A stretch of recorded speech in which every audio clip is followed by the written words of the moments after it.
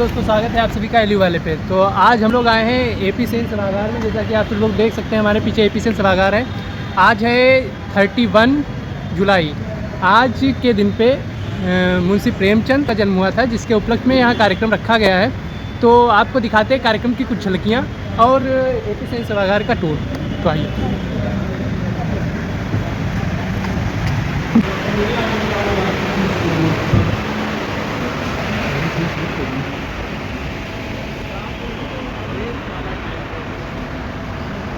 तैयारियां हो चुकी हैं, अब कार्यक्रम की शुरुआत होने वाली है।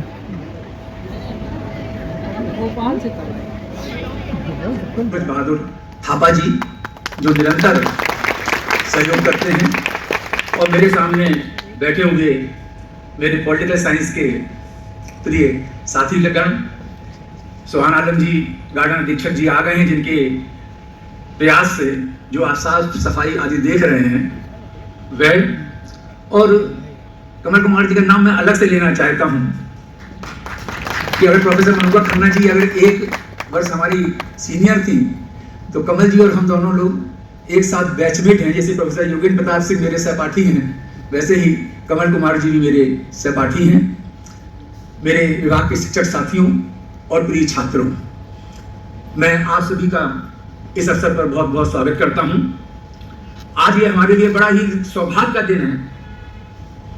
क्या मुझे लगता है कि एक बड़ा पावन दिन बन गया है, जब आज हिंदी की दो विभूतियों का जन्मदिन एक साथ पड़ गया है। वैसे तो तिथि के हिसाब से तुलसीदास जी का जन्मदिन सप्तमी को होता है, और आज सप्तमी आज श्रावण की पड़ गई है। तो प्रेमचंद और तुलसीदास, जो कि हमारे हिंदी साहित्य के दो मूर्धन्य विद्वान हैं, उन दोनों का जन्मोत्सव हमको एक साथ मनाने का अवसर यहाँ पर प्राप्त। गरीब, ठेला वाला, तांगे वाला, तो सही कहा इन्होंने कि भारतीय जनजीवन के चितेरे हैं प्रेमचंद, और इसीलिए वो आज हमारे बीच प्रासंगिक हैं। ज़्यादा समय बिल्कुल न लेते हुए मैं आज के कार्यक्रम संयोजक प्रोफेसर गीता चौधरी जी से अपना विषय परिवर्तन करने के लिए अनुरोध करता हूँ।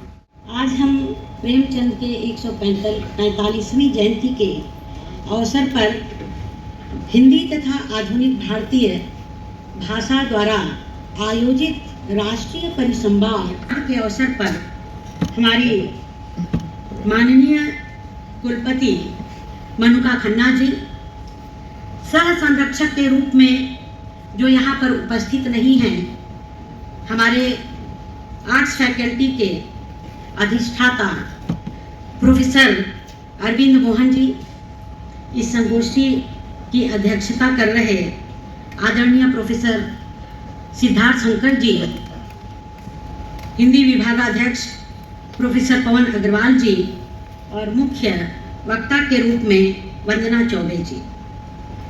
मंच पर संचालन कर रहे प्रोफेसर सूरज बहादुर थापा जी, हमारे इस सभागार में अग्रिम पंक्ति में बैठे हुए हमारे पड़ोसी डिपार्टमेंट के हमारे सहयोगी मित्र गण, हमारे विभाग के सहयोगी, इस सभागार में हमारे शोधार्थी और प्रिय विद्यार्थी। प्रेमचंद पे बात करना,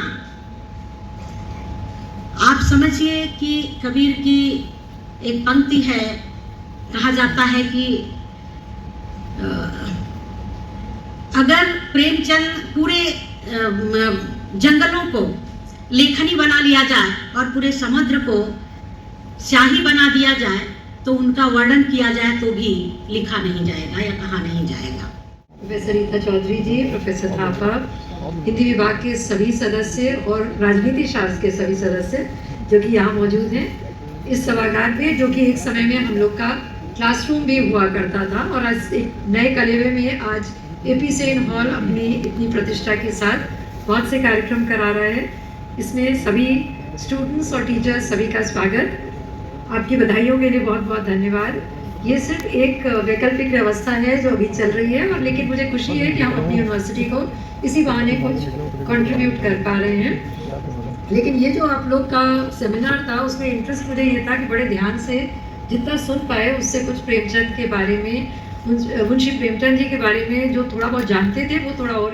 पवन जी, सिद्धार्थ जी, कार्यक्रम की संयोजिका रीता जी, जो लगातार मैं देख रही हूँ चिंतित हैं कि किस तरह से इस कार्यक्रम में ज़्यादा से ज़्यादा बच्चों की भागीदारी हो। मैंने देखा कि वो अपने स्टूडेंट्स को लेकर के कितनी सजग और सचेतन है, और पापा जी उनके साथ साथ लगे हुए हैं, और पूरे विभाग के सारे लोग और भी जो दूसरे डिपार्टमेंट से लोग प्रेमचंद के नाम पर सुनने आए हैं। इससे आप अंदाज़ा लगा सकते हैं कि जो आपके यहाँ जो कुलपति महोदया हैं उन्होंने भी प्रेमचंद को जाना और समझा है अपने स्तर पर, और हिंदी से इतर भी जो लोग रहे हैं वे लोग भी प्रेमचंद के नाम से और कबीर के नाम से, तुलसी के नाम से हिंदी को किस तरह से जानते समझते हैं। तो प्रेमचंद हमारे लिए क्या हो सकता है।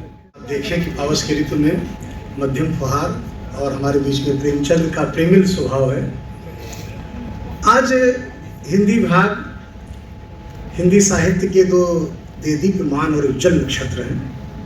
प्रेमचंद तुलसी दोनों की हम सह जयंती मना रहे हैं। आज का वक्तव्य दोनों जो हमारे वक्ता आए, वाराणसी से पधारी वंदना जी, छपरा से पधारे हमारे सिद्धार्थ जी के साथ मैंने भी एक प्रीतपूर्ण रात गुजारी है। जलगांव में हमारे पवन जी का जो है जब चुनाव था, सभापति बनना था, तो हम लोग एक अच्छे होटल में खूब चर्चा की है। अभी जो है कह रहे थे ना हमारे सुरेश थापा जी कि हमारे जेलों के हैं ये, तो हमने कहा हम भी अपना बता दें। लेकिन एक चीज ध्यान रखें कि हमारी बातों में श्रेष्ठ है शंकर का सानिध्य मिलना अपने में बहुत बड़ी चीज है। कार्यक्रम के बाद सूक्ष्म जलपान की व्यवस्था की गई है। तो कहाँ चल रहे हो भाई? सूक्ष्म जलपान, जलपान के लिए कितनी लंबी लाइन लगी हो रहे हैं। गाइस बहुत लंबी लाइन लग चुकी है सूक्ष्म जलपान के लिए, आप लोग देख सकते हैं। गाइस पूरा पीछे घुमाओ, पीछे दिखाओ, पीछे दिखाओ। जहाँ तक देखोगे बच्चे बच्चे नजर आएंगे।